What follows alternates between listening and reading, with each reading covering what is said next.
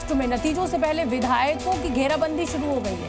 सूत्रों के मुताबिक कर्नाटक के उप मुख्यमंत्री डीके शिवकुमार को बड़ी जिम्मेदारी दी गई है। महाविकास आघाड़ी के जीते हुए विधायकों को एकजुट रखना होगा। जीते हुए विधायकों को बेंगलुरु के होटल में रखा जाएगा।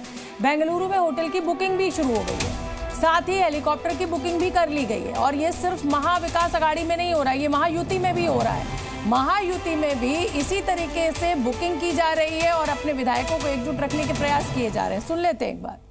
हमें पूरा विश्वास है कि हमें बहुमत प्राप्त होने जा रहा है। 160-165 तक हम विधायक हमारे चुनकर आएंगे। महाराष्ट्र बहुत बड़ा राज्य है, दूर दरार से लोग चुनकर आएंगे।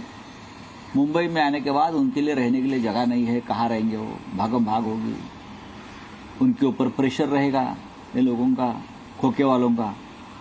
तो सबकी रहने की व्यवस्था एक होटल में एक जगह पर करने की योजना हम बना रहे हैं। मुझे ऐसा लगता है कि जब जब वोटिंग परसेंटेज बढ़ता है तो बीजेपी को ही उसका फ़ायदा होता है।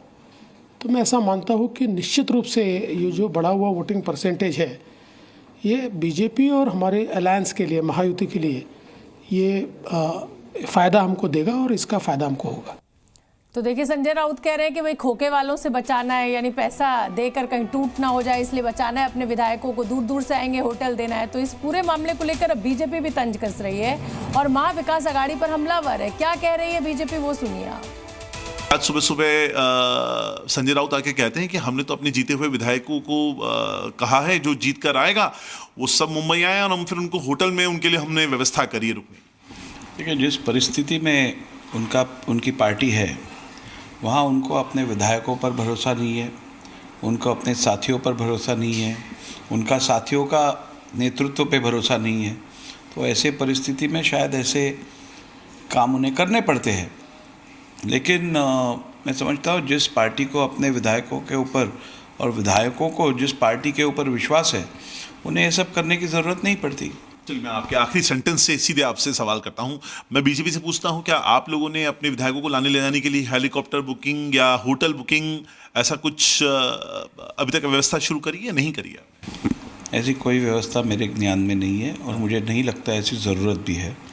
और इतना ही कहूँगा, जिन ट्रैवल एजेंट्स ने संजय राउत जी की बुकिंग ली है वो जल्दी से पूरा एडवांस उनसे ले ले, क्योंकि रिजल्ट के बाद विधायकों को रखने के लिए भी उनको ज़रूरत नहीं पड़ने वाली है, बुकिंग कैंसिल हो जाएगी। आपने कहा बीजेपी को उसकी ज़रूरत नहीं होगी, इसको थोड़ा सा एलोबरेट करके मुझे समझा सकें क्यों नहीं होगी आपको ज़रूरत? हमको पूर्ण स्पष्ट बहुमत मिल रहा है। कितना? मेरे कैलकुलेशन के हिसाब से और जो मैंने आकलन किया है उसके अनुसार महायुति को 175 सीटें मिलेगी। और वहीं महाराष्ट्र चुनाव पर डीके शिवकुमार ने जीत का भरोसा जताया है। कहा, मैंने भी चुनाव प्रचार किया है, मुझे विश्वास है कि हम जीतेंगे।